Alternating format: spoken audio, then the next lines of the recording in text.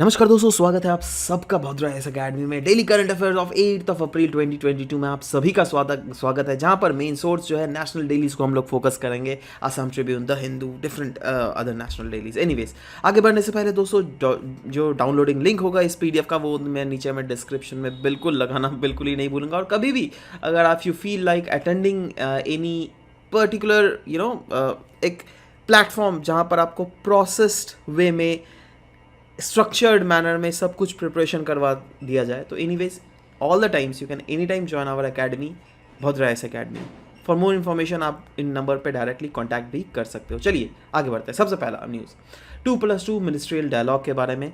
India US के बीच में यह डायलॉग कंडक्ट होने वाला है, राइट। और देखो, मेनली जो हमें जानना है ना, दैट 2+2 मिनिस्ट्रियल डायलॉग किन किन मिनिस्ट्रीज के बीच में होता है। देखो, पहली बात तो ये एक हाई लेवल इंस्टीट्यूशनल मैकेनिज्म है जो दो कंट्रीज़ के बीच में आपस में बैठकर वो लोग करते हैं। मतलब सोचो, ये कंट्री ए है, कंट्री बी। देखो यहाँ पे सोचो यूएसए और इंडिया, ठीक है। तो यूएसए और इंडिया दोनों साइड के फॉरेन मिनिस्टर्स और डिफेंस मिनिस्टर्स, ठीक है, ध्यान देना, फॉरेन मिनिस्टर्स, डिफेंस मिनिस्टर्स, है ना, दोनों देश के एक साथ आएंगे और डिफरेंट इश्यूज पे बात करते हैं, ठीक है। तो इसीलिए इसको 2+2 मिनिस्ट्रियल डायलॉग कहा गया है। इंडिया किन किन देशों के साथ एट द टाइम, मतलब अभी के समय में ये कंडक्ट करती है, तो देखो ये है ऑस्ट्रेलिया, जापान, यूएसए, ये कंट्रीज, ठीक है। Anyways, next the Indian express से यह न्यूज़ है दोस्तों, बहुत ही इंपॉर्टेंट न्यूज़ है। यह है weapons of mass destructions and their delivery system, prohibition of unlawful activities amendment bill 2022। Now यह अमेंडमेंट बिल 2022 अगर आया तो ऑब्वियस सा बात है इससे पहले कोई बिल जरूर रहा होगा, ठीक है ना। जी हाँ, ये 2005 में दोस्तों ओरिजिनल एक्ट बनाया गया था regarding weapons of mass destruction. But अभी यह क्यों न्यूज़ में आ गया?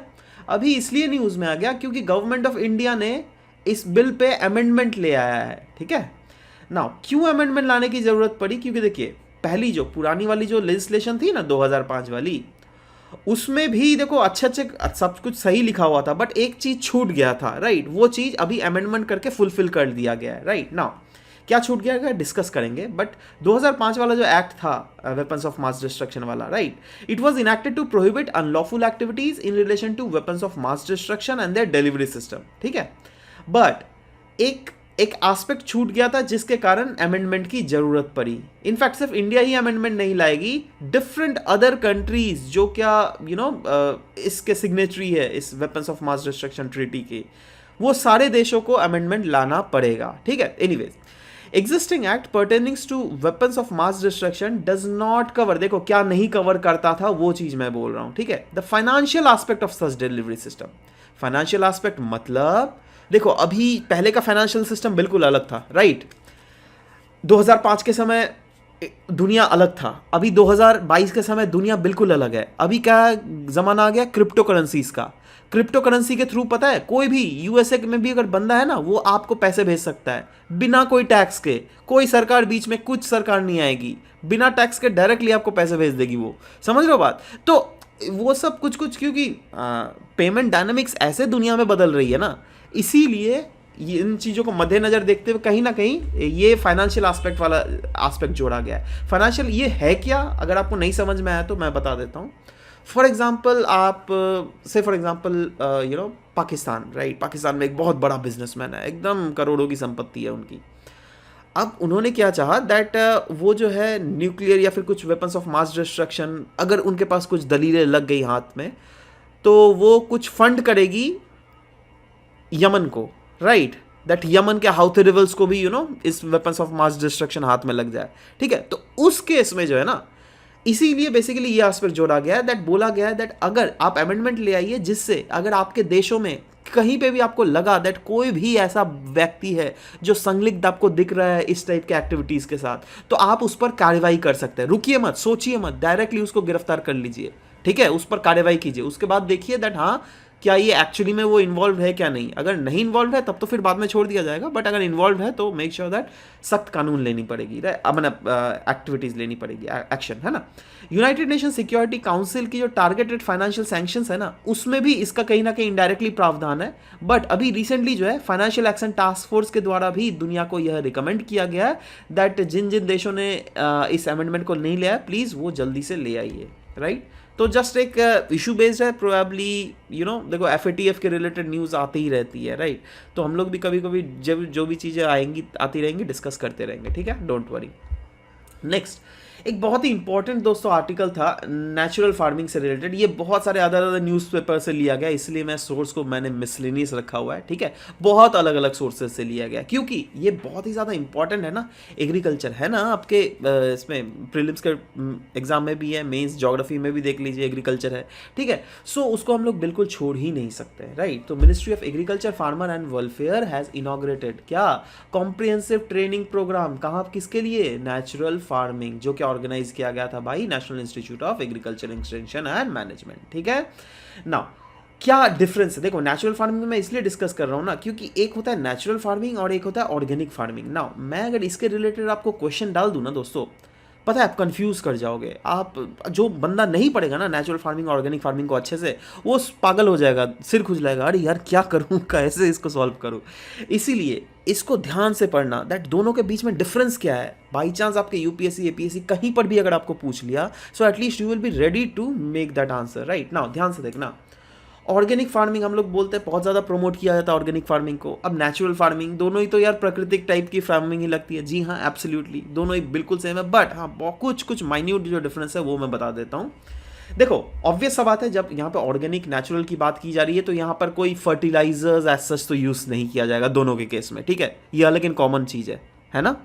अच्छा, अब ऑर्गेनिक फार्मिंग में क्या होता है ना, दैट हम लोग फर्टिलाइजर, केमिकल फर्टिलाइजर नहीं यूज करते हैं, बट ऑर्गेनिक फर्टिलाइजर जरूर यूज कर सकते हैं, जैसे compost, vermi compost, cow dung से जो मैन्योर होता है वो सब भले ही यूज कर सकते हैं आराम से, जिससे हम लोग प्रोडक्शन कर सके, ठीक है। बट नेचुरल फार्मिंग में जो है ना, कोई भी ऑर्गेनिक फर्टिलाइजर भी नहीं यूज होता है। केमिकल तो खैर होता ही नहीं है, इसमें भी नहीं हो रहा था केमिकल, बट यहाँ पर केमिकल तो नहीं होता है खैर, बट ऑर्गेनिक फर्टिलाइजर भी हम लोग यूज नहीं कर सकते। मतलब कोई भी एक्सटर्नल फर्टिलाइजर, बाहर से कोई भी फर्टिलाइजर बना के आप फील्ड में नहीं डाल सकते। दैट इज नेचुरल फार्मिंग, ठीक है। अच्छा, नेचुरल फार्मिंग में जो है डिकम्पोजिशन ऑफ ऑर्गेनिक मैटर जो है ना, जैसे आप सोचो ये फील्ड है, राइट, तो आप वहां पर ऑर्गेनिक मैटर रख दो, वहीं पर डिकम्पोज अगर होगा, अर्थवॉर्म वहां पे छोड़ सकते हो आप, दैट अर्थवॉर्म अगर उसको ऑटोमेटिकली डिकम्पोज कर दे, सॉइल के साथ अपने आप को मिला ले, ठीक है, बट वो ग्रेजुअल होगा, वो तो नेचुरल एडिशन ही ना हुआ जी न्यूट्रिएंट का, क्योंकि फील्ड में ही सब कुछ हो रहा है। बट यहां पर क्या हो रहा है ना, दैट यहां पर आप बाहर से इंट्रोड्यूस कर रहे हो ऑर्गेनिक फर्टिलाइजर को। जैसे आपने कंपोस्ट, आप फील्ड में ही तो नहीं बनाओगे ना, वर्मी कंपोस्ट नहीं बनाओगे ना, आपके जो गाय या फिर भैंस आपने पाला हुआ है वो वहीं पर तो टट्टी जाके नहीं करेगी ना।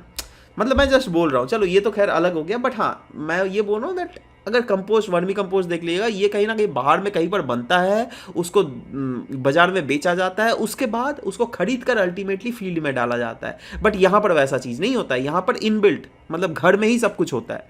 समझ रहे हो बात। ऑर्गेनिक नेचुरल फार्मिंग की अगर बात करें, यहाँ पे प्लोइंग नहीं एक्टिविटीज़ होता है, ना प्लोइंग नहीं होगा, सॉइल का टिलिंग नहीं होगा, कोई फर्टिलाइजर नहीं यूज़ किया जाएगा, कोई वीडिंग एक्टिविटीज़ भी नहीं की जाएगी। मतलब टोटली जो एक्टिविटीज़ की जाएगी ना वो नेचर के साथ इंक्लाइंड होती है, इसलिए इसको नेचुरल फार्मिंग कहते हैं, ठीक है। बट इस ऑर्गेनिक फार्मिंग के केस में देखोगे तो जी हाँ, यहाँ पे आपको प्लोइंग भी करना पड़ेगा, है ना, टिलिंग, मैन्योर मिक्स करना पड़ेगा, वीडिंग, सब कुछ किया जाता है, ठीक है। बट क्या ये नेचुरल फार्मिंग में होता है? नहीं। ऑर्गेनिक फार्मिंग जो है स्टिल बहुत ज़्यादा एक्सपेंसिव है। क्यों? क्योंकि यार यहाँ पे कंपोस्ट लगता है, ये सब तो आपको खरीदना पड़ेगा ना जी, है ना, तो इसीलिए ये थोड़ा महंगा भी हो जाता है, ठीक है। कंपोनेंट्स अगर देख लीजिएगा नेचुरल फार्मिंग का, तो वो है जीवामृत। देखो अगर क्या होता है ना, दैट कभी कभी सिविल सर्विसेज को थोड़ा टफ बनाना हो जाता है, ठीक है, पेपर, उन लोग का मन करता है चलो टफ बनाते हैं, तो ई सिंपली पूछ लेगा दैट अंडर नेचुरल फार्मिंग जीवामृत क्या होता है बताओ, है ना, अंडर मल्चिंग क्या होता है, प्लांट प्रोटेक्शन क्या होता है, वपासा, देखो ये अजीब टाइप का वर्ड्स है ना, जीवामृत, वपासा ले लो, ठीक है। उसके बाद बीजामृत, चलो बीजामृत तो आपको समझ में आ रहा है that this process includes treatment of seed using cow dung, urine and lime based formulations. उसके बाद उस सीड को लगाया जाता है जिससे वो वो बीच में जो है कोई पेस्ट अटैक ना कर दे, राइट। बट वपासा क्या होता है? देखो वपासा में बोला गया ये एक प्रोसेस है जो क्या, जिसमें अर्थवर्म्स को जो है ना एक्टिव कर दिया जाता है इन सॉइल, जिससे वो वाटर वेपर क्रिएट कर सके, वाटर वेपर कंडेंशन। तो एनीवेज ये आपको जस्ट ध्यान रखना पड़ेगा वपासा का क्या एक्टिविटीज़ है।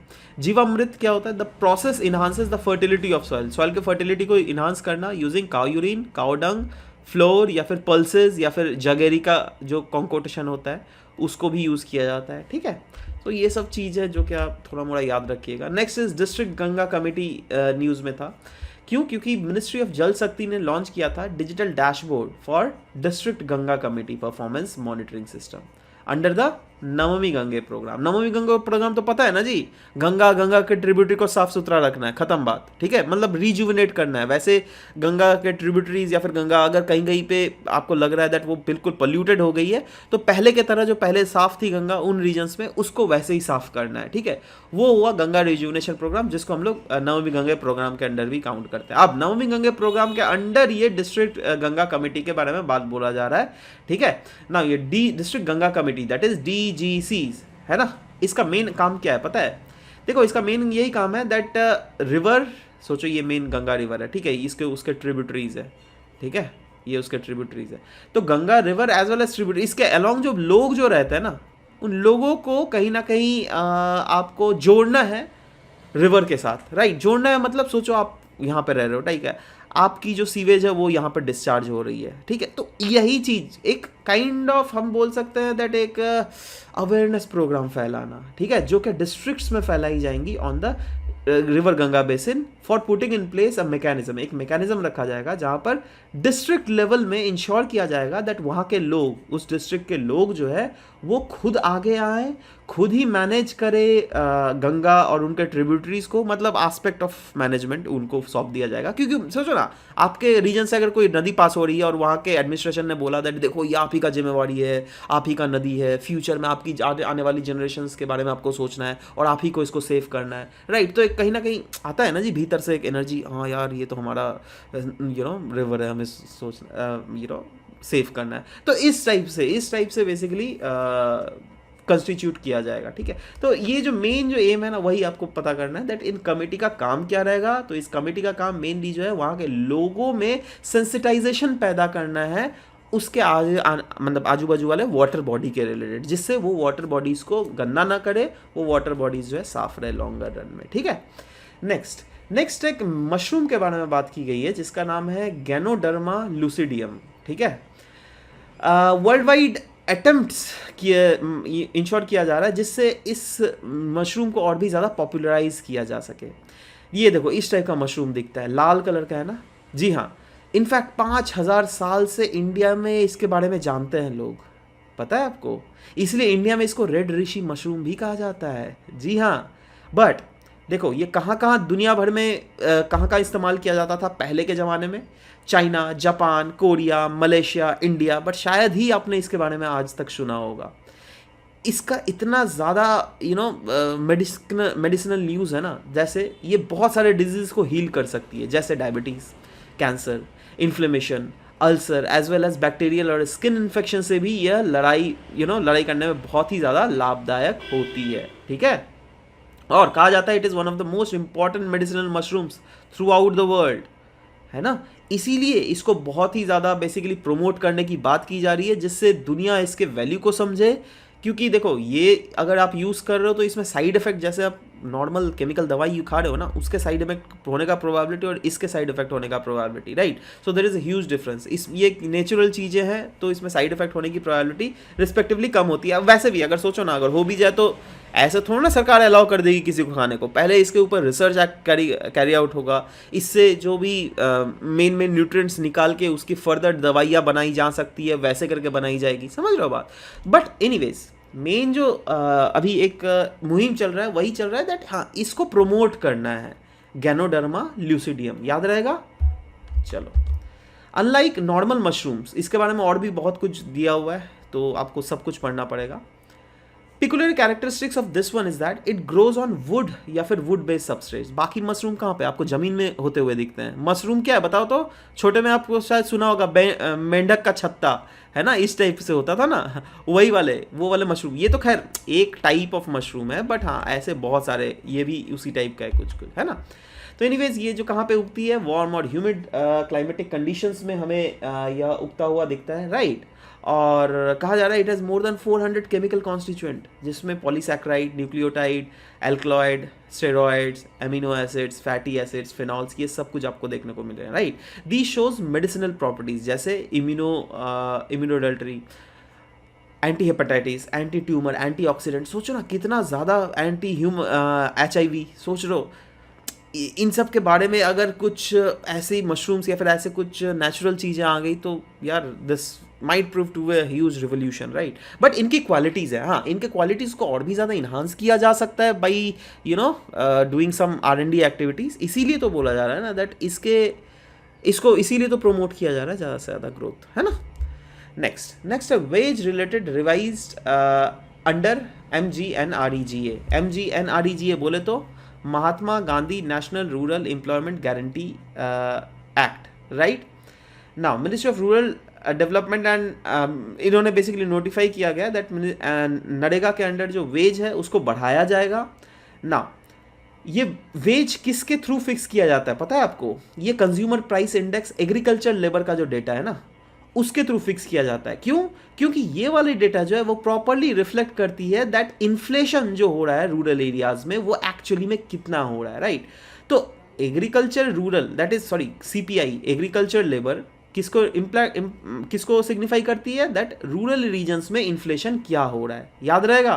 क्योंकि अपने आप में ये देखो प्रीलिम्स में UPSC में भी डायरेक्टली क्वेश्चन पूछा जा सकता है, लेकिन ठीक है देखो बहुत ये इस टाइप के क्वेश्चन अगर पूछती है ना UPSC, मतलब इस टाइप के क्वेश्चन को टफ बना दिया जाता है, समझ रहे हो बात।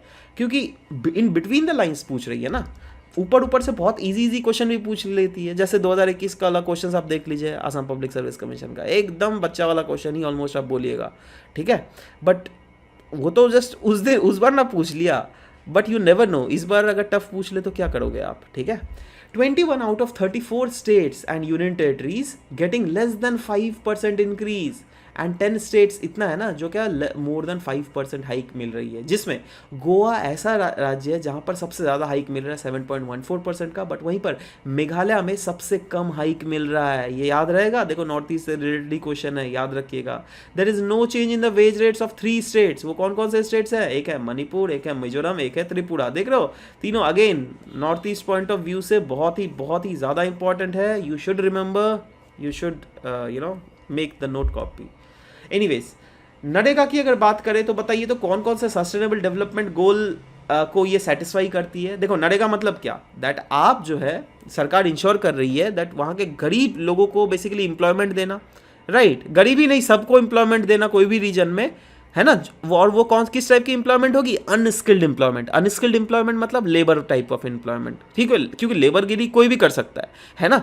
आप एक इलॉन मस्क को भी बोल दो ना, वो भी लेबर कर सकता है, राइट। बट एक छोटा सा मतलब जो एक्चुअली में लेबर है, क्या उनको वो इलॉन मस्क के कंपनी को संभाल सकते हैं? कभी नहीं, राइट, है ना। तो उसी टाइप के एक्टिविटीज जो सब कोई कर सकता है ना, जिसमें कोई एक्चुअली प्रॉपर स्किल नहीं चाहिए होता है, उसको कहते हैं अनस्किल्ड वर्क। क्लियर है, राइट।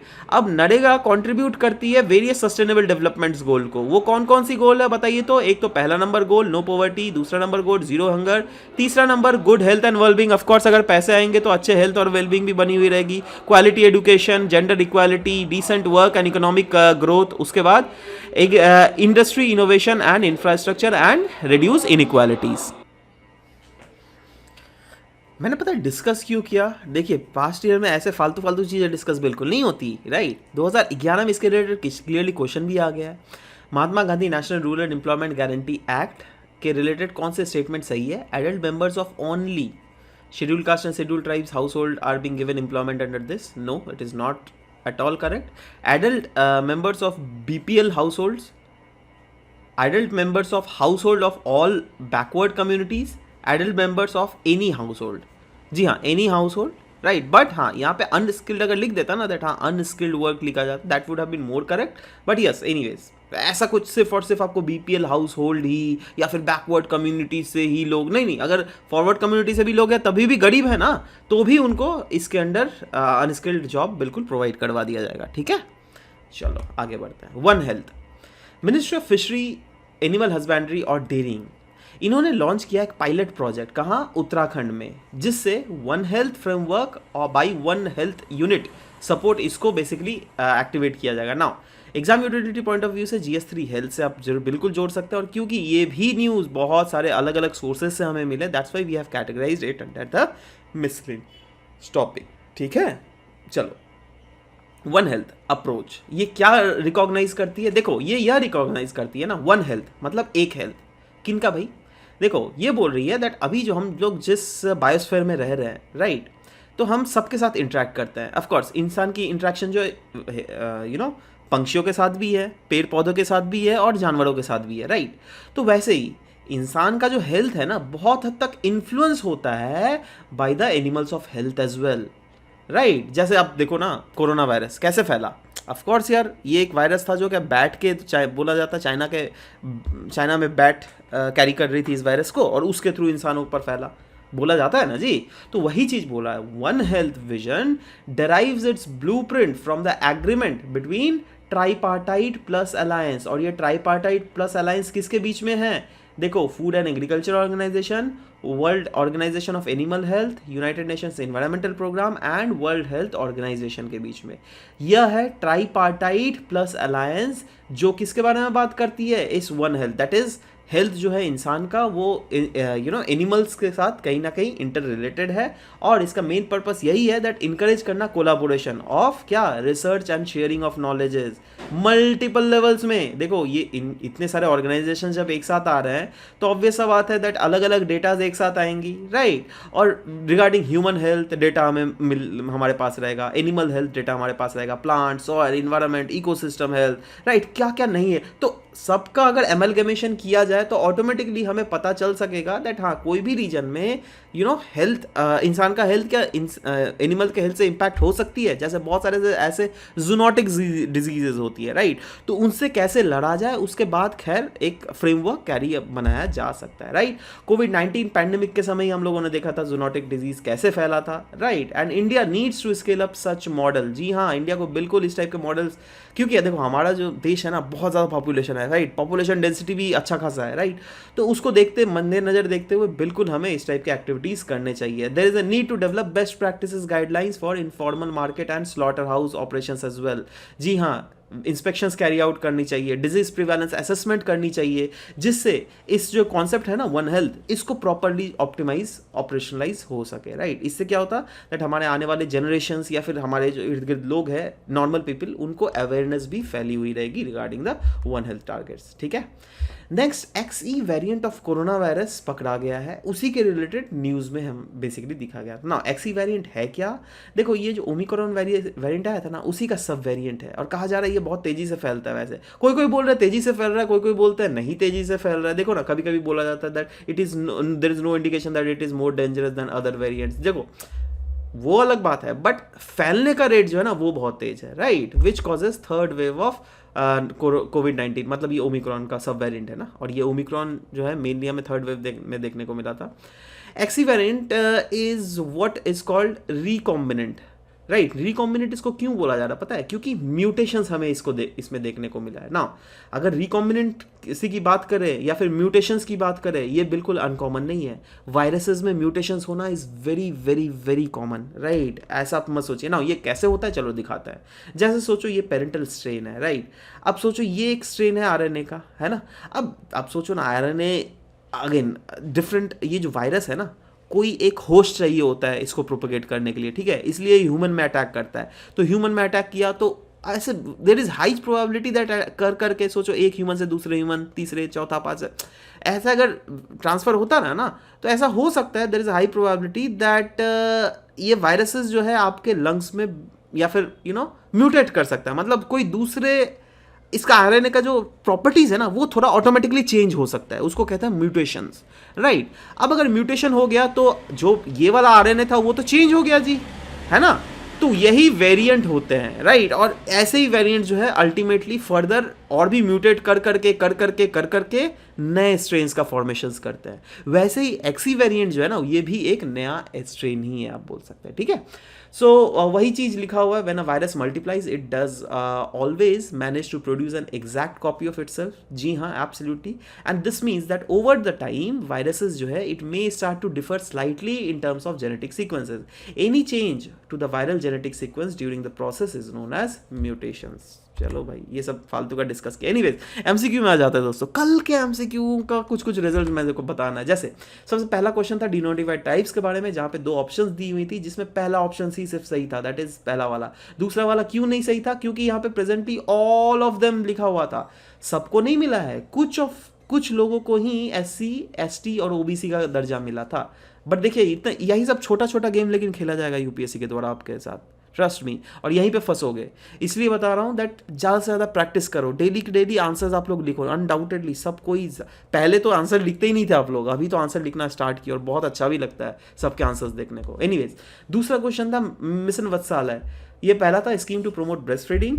तीसरा था consider the following statement regarding Nipah virus. पहला था जूनोटिक डिजीज, एब्सोल्युटली करेक्ट। दूसरा वाला जो था ना, यह वाला करेक्ट नहीं था, क्योंकि यहाँ पे बोला गया वैक्सीन आर अवेलेबल, बट यहाँ पे वैक्सीन आर नॉट अवेलेबल, ठीक है। So only A will be the correct answer, ठीक है।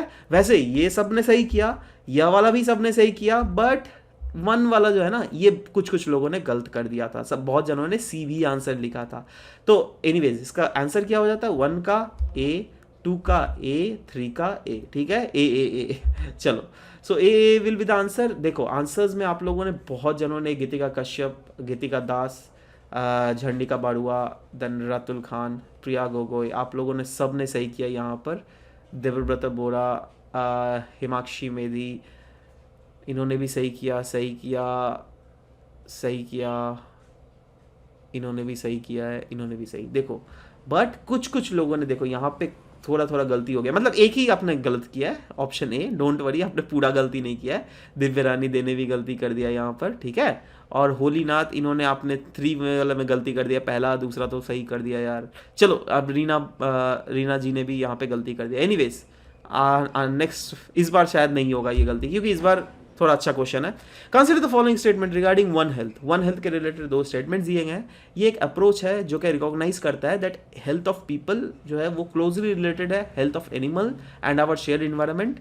दूसरा, it is a purpose to encourage collaborations in research across human health and animal health discipline only. 4 option है, A, B, C, D। आपको बताना है कौन सा सही ऑप्शन है। Next, Mahatma Gandhi national rural employment guarantee act 2005 encompasses which among the following SDG goals? SDG goal 1, 8, 9, 10, right. और correct option आपको चूज करना है, इसमें से कौन सा सही है?